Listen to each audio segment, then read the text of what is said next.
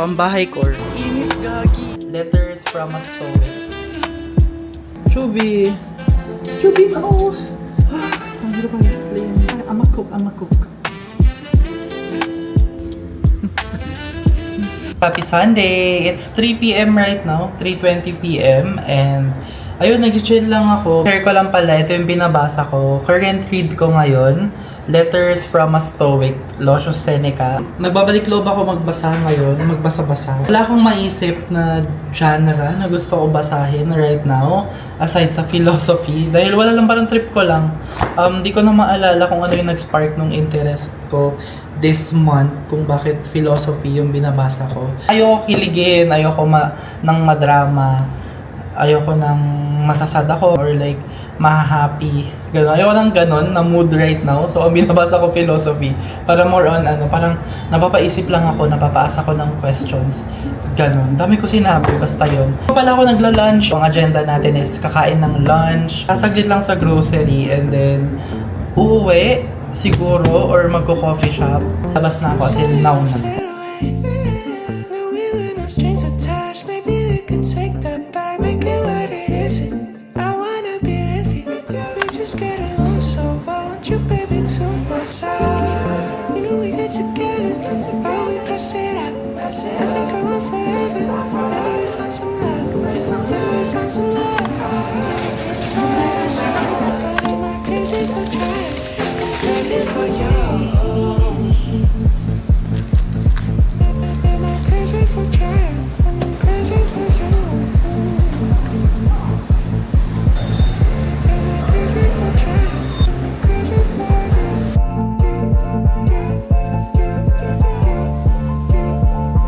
I'm crazy for you.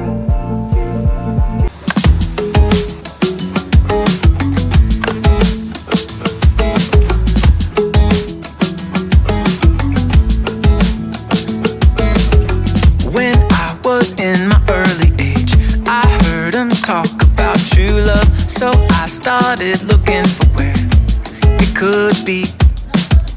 I ran from kisses in the 3rd grade, dated a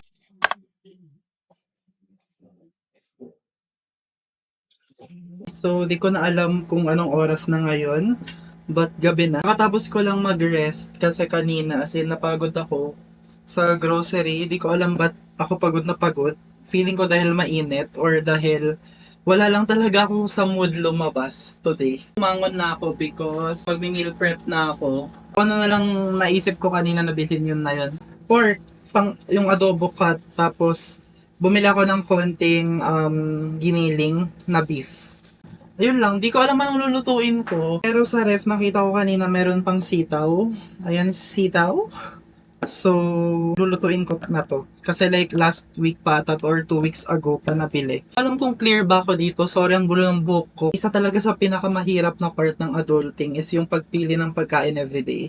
Especially if you live alone. Yung solution ko doon is mag-prepare ng mga simple meals na pwede ko i-reheat na lang kapag nagutom ako and wala akong maisip. Pagising ko sa umaga, ang una ko talaga ginagawa, nililinis na ako ng litter box, tapos magwawalis ako, ganun, kasi hindi ako makapag-work ng maayos kapag may nakikita akong kalat. So, after nun, magpapakain ako ng pets, and then mag-set up ng, mag-open na ako ng laptop, ganyan, mag-work. Tapos pupunas-punasan ko pa yung desk ko, ganyan. So, ganun ako. Ang dami kong routine kapag pagising ko ng weekdays. So, yun, ang hassle kapag na-realize mo na, ay shit, kakain pa pala ako, ganun. Parang doon ka mapaparealize na ang dami mo nang ginawa na little chores bago mag-work. Tapos iisipin mo pa yung food. Yun yung pinaka-hate ko na feeling actually. So yun, ang compromise ko doon is that nagme-meal prep ako ng ulam. Mga 1 to 2 or minsan kung masipag ako, 1 to 3 meals, up to 3 meals.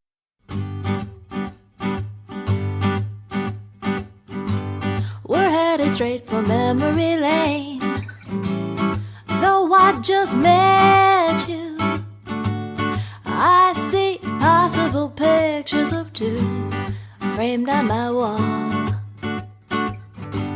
I've waited and I think you're the one. charge my heart up. Keep on. First time ito makita tong Greenfield ng tanghali. Hindi crowded. Ayan, walang crowd. Chill lang. Lotus Cafe kami pupunta. Napuntahan ko na yun with friends. First time niya itatry. Ang ganda nga ng Greenfield. Ang ganda ng Greenfield pag tanghali, guys. Look at that. Ang bright. The nature. Dito siya, guys. Katabi ng Hangout Resto. Ito, Lotus Cafe. Lotus Tea and Coffee pala. Lotus Cafe ng Lotus Cafe.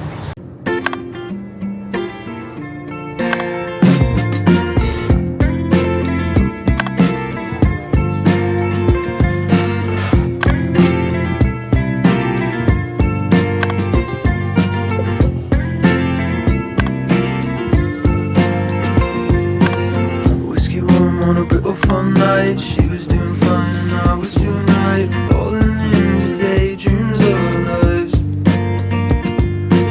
I tried my best to hide. Pauwi na kami, pero bibili daw siya ng Pokemon? CCG card. Ng CCG cards sa 7-Eleven, kung meron. Pumunta kaming siyang dahil naghahanap siya ng Pokemon cards. Pumunta kami kanina sa 7-Eleven kasi nakita niya sa website na meron daw yung hinahanap niya doon, pero wala naman. So itatry namin sa Shang. Tapos sakto lang na pumuntang Shang kasi gusto ko rin mag-Watsons and dumaan ng Globe. Hindi ko sure if may Globe doon, pero feeling ko meron naman bawat mall kasi may top inquiry lang ako. Ano ba bibilin mo?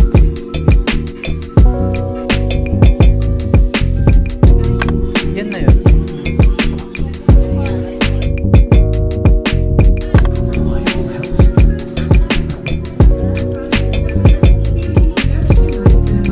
Got the goods.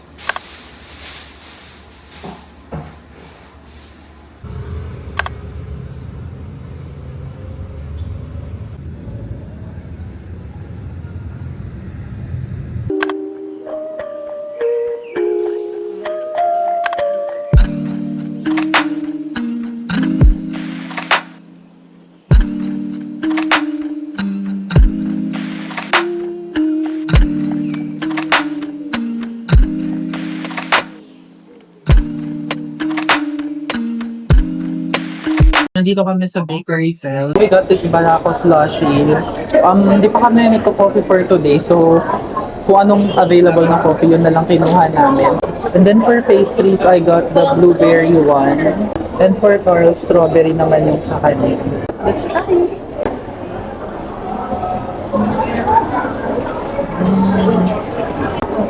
Lasa siyang, ano yung gusto kong in-order? Horchata. Lasa siyang horchata, guys, for me. I like horchata, so gusto ko siya.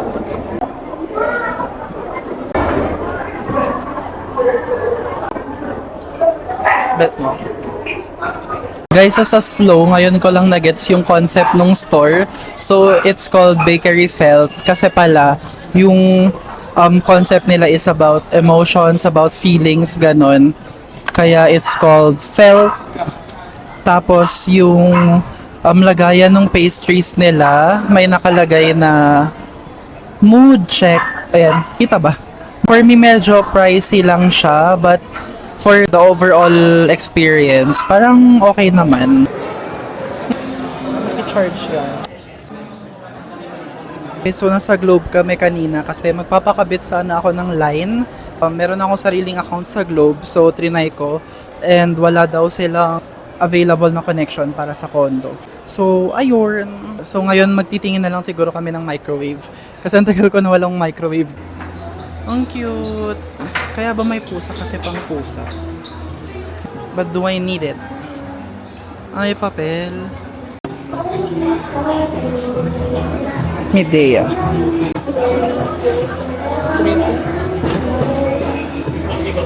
Uy, may pang cover na siya para hindi tumalsik. Medyo eto yung napupusuan ko. Bet ko itong may ganito kong handle. Di ko masyado bet itong may ganito. Na-anxious ako parang masisira agad ganun. Pero that's just me. Pero okay din to. Gusto ko yung may numbers. Kasugas-gaso. Eto, sa bagay. Guys, ang ganda nito. Induction cooker siya na pangdalawahan. Parang I want. Pero di ko sure if kaya ba ng ano ko. Nung power outlet ko.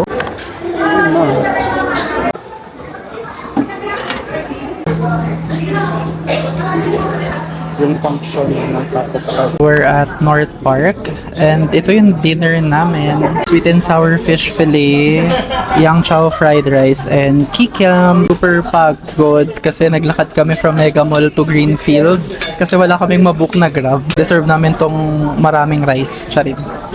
Yo guys, we're at Greenfield and nagbo-book na lang kami ng Grab pa uwi. Naglakad lang kami papunta dito. Bit-bit tong mga microwave and groceries namin kasi wala kami mabook kanina sa Mega Mall.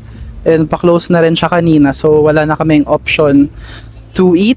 Super pagod. As in feeling ko, pag uwi ko, maliligo na lang tapos matutulog na agad. Ayun lang, tapos Monday na ulit bukas. Gigising ako ng 6 a.m. Medyo maaga-aga kasi marami akong gagawin. So, yun lang. So, feeling ko i-close ko na tong vlog na to.